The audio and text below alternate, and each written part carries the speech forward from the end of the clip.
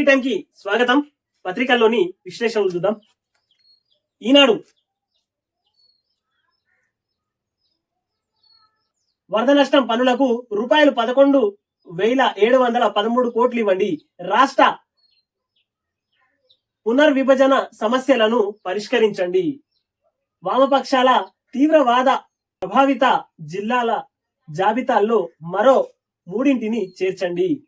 29 IPS పోస్టులు కేటాయించండి. కేంద్ర హోంమంత్రి అమిత్ షాకు సీఎం రేవంత్ రెడ్డి వినతి అంటూ నిన్న మొత్తం మీద రేవంత్ రెడ్డి గారు ఢిల్లీ పర్యటనలో ఉన్నారు కాబట్టి నిన్న అమిత్ షా గారిని కలవడం జరిగింది. మొత్తం మీద వరద నష్టం దానికి సంబంధించినంత వరకు 11,713 కోట్లు ఇవ్వండి, కేటాయించండి. ఆ తర్వాత రాష్ట్ర పునర్విభజన సమస్యలపైన పరిష్కరించండి వాటిపైన అంటూ వార్త తీసుకుని వచ్చింది. వామపక్ష తీవ్రవాద ప్రభావిత జిల్లా జాబితాల్లో మరో 3 జిల్లాలు అంటూ వార్త తీసుకుని వచ్చిందిగా. ఆ తర్వాత 29 మందిని ఐపీఎస్ పోస్టులను కేటాయించండి మాకు అంటూ నిన్న అడగడం జరిగింది. ఆ తర్వాత కేంద్ర హోంమంత్రి అమిత్ షాను కలిసి నిన్న అడగడం జరిగింది రేవంత్ రెడ్డి గారు ఢిల్లీలో. అమిత్ షాకు పుష్పగుచ్చం అందిస్తున్న సీఎం రేవంత్ రెడ్డి అంటూ వార్త వేసింది. ఇక్కడ 3 ప్రధాన ప్రాజెక్టులకు నిధులు ఇవ్వండి.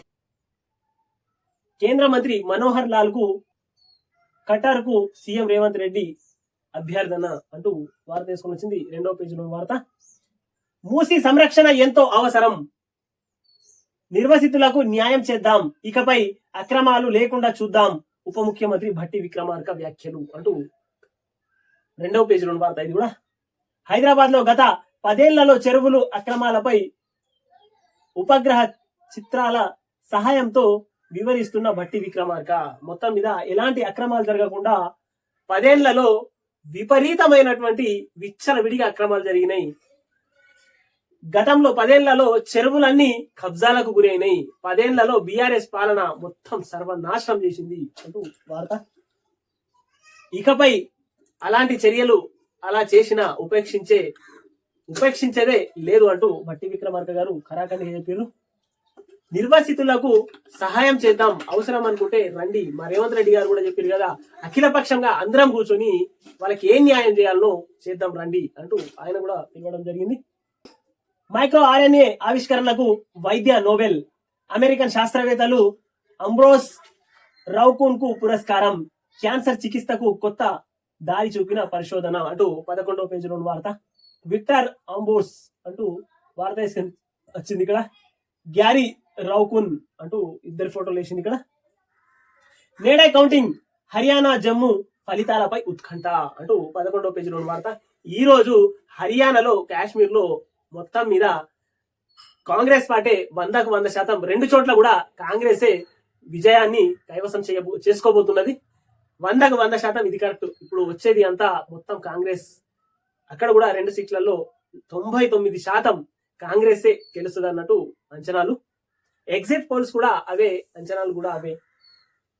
ఎన్ఐసి చేతికి ధరణి, మంత్రి పొంగులేటి ఆదేశాలతో అప్పగింత అంటూ 10వ పేజీలో వార్త. ఇది ధరలున్న రైతులకు దగా, వినియోగదారులు చెల్లిస్తున్న దాంట్లో అధిక భాగం ఇతరులకే, మధ్య వ్యక్తులు ఖర్చుల వాటా ఏకంగా 67% అన్నదాతలకు దక్కుతోంది. 33% కూరగాయల ద్రవ్యోల్బణంపై ఆర్బీఐకి నిపుణుల బృందం నివేదిక, సరఫరా వ్యవస్థల్లో లోపాలను సరిచేయాలని సూచన అంటూ వార్త తీసుకుని వచ్చింది. 2వ పేజీలో వార్త.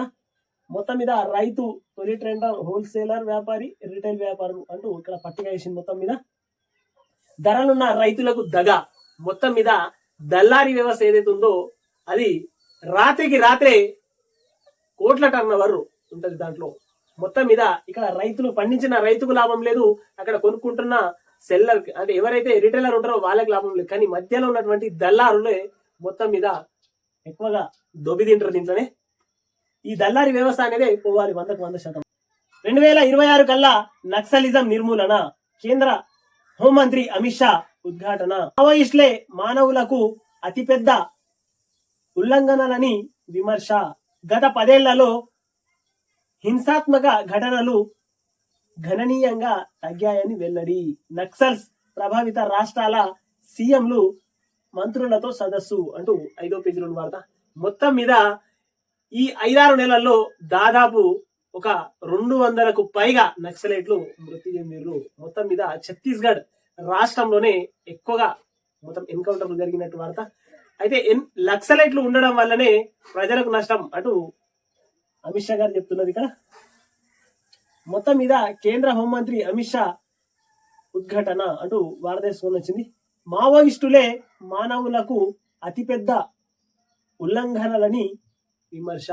మొత్తం మీద మానవు కేవలం నక్సలిజం అనేది పేదలు నిరుపేదలకు అది ఎజెండా నక్సలైట్ల ఎజెండానే వాళ్ళ జెండానే పేదల నిరుపేదలైతే ఎవరైతే ఉంటారో వాళ్ళ కోసమే అంటూ వాళ్ళ సిద్ధాంతాలు చెప్తుంటాయి. కానీ ఇక్కడ అమిత్ షా మాత్రం ఇలా అంటున్నారు. కేఎన్ఐ టీవీని సబ్స్క్రైబ్ చేయండి, షేర్ చేయండి, కామెంట్లు పెట్టండి. దయచేసి ప్రతి ఒక్కరూ షేర్ చేయాలని, కామెంట్లు పెట్టాలని కేఎన్ఐ టీవీ కోరుకుంటుంది.